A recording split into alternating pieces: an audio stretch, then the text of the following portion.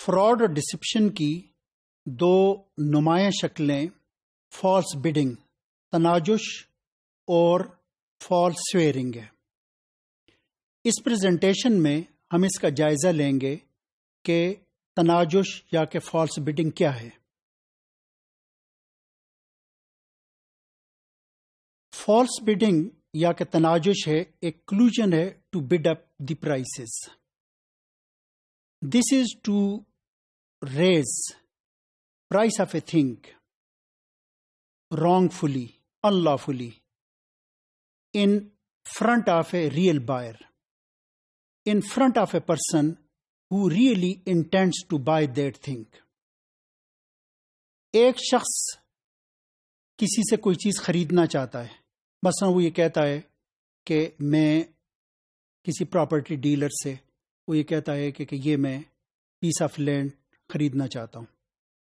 ان کے درمیان یہ طے ہوتا ہے کہ ٹھیک ہے کہ 30 لاکھ میں یا 40 لاکھ میں وہ یہ سیل کرے گا۔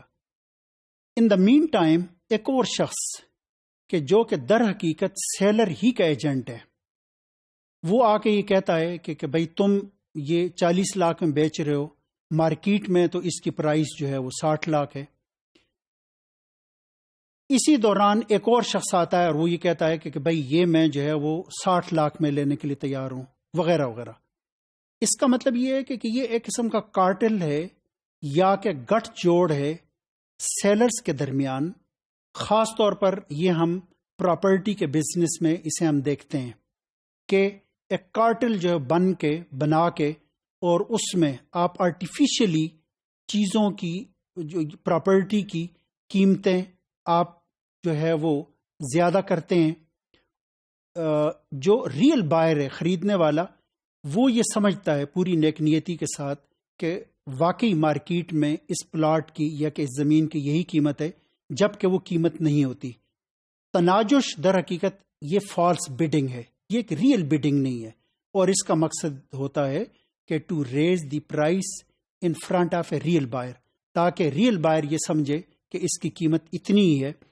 اس کو منع کیا گیا ہے، اور حدیث میں یہ آیا ہے کہ اس طرح کہ اگر دو افراد بارگیننگ کر رہے ہوں، کسی نتیجے پہ پہنچے ہوں، تو تم انٹرفیئر نہ کرو اور اس کی بولی پہ دوسری بولی نہ لگاؤ، کہ کیونکہ اس کا نقصان اس شخص کو ہوگا۔ تو اسلامک جورسپروڈنس میں جو ڈیفراڈڈ بائر ہے کہ جس کے ساتھ یہ دھوکہ ہوا ہے، یا کہ جسے اس کی چیز کی قیمت جو ہے وہ زیادہ بتائی گئی ہے، اس کلوژن کے نتیجے میں یا گٹھ جوڑ کے نتیجے میں اسے اس بات کا حق حاصل ہے کہ اس کانٹریکٹ کو منسوخ کرے۔ تاہم یہ بات ہمیں ذہن میں رکھنی چاہیے کہ وہ تناجش یا کہ بڈنگ جو کہ نیچرل وے میں ہو، اس کی ممانعت نہیں ہے۔ نبی اکرم صلی اللہ علیہ وسلم کے دور میں اس طرح کی بولی اور نیلامی ہوئی ہے۔ ایک صحابی نبی صلی اللہ علیہ وسلم کے پاس آئے اور انہوں نے نبی صلی اللہ علیہ وسلم سے کچھ امداد مانگی، یا کوئی اور اس طرح کی ان کی جو ضرورت تھی، تو نبی صلی اللہ علیہ وسلم نے ان سے یہ کہا کہ تمہارے پاس گھر میں کچھ ہے؟ تو اس نے کہا کہ میرے پاس جو ہے ایک پیالہ ہے۔ وہ پیالہ لے کر آیا تو نبی صلی اللہ علیہ وسلم نے اس کی بولی لگائی۔ ایک صحابی نے کہا کہ میں 1 درہم دیتا ہوں، پھر انہوں نے کہا بھائی کوئی اور دے گا، ایک اور صحابی نے اس کے 2 درہم لگائے۔ تو نیچرل وے میں جو اس طرح کی جو بولی یا کہ نیلامی ہوتی ہے، اس کے اندر کوئی مذائقہ نہیں ہے۔ ایک اور حدیث میں کہ جس میں ایک شخص سوالی بن کے آیا تھا، تو نبی صلی اللہ علیہ وسلم نے کہا کہ سوال مت کرو بلکہ محنت کرو۔ اس سے یہ کہا کہ تمہارے گھر میں کوئی چیز ہے، تو اس نے کہا میرے پاس جو ہے وہ چادر ہے یا ایک اور اس طرح کی رسی ہے۔ نبی صلی اللہ علیہ وسلم نے اس کی اسی طریقے سے بولی لگوائی۔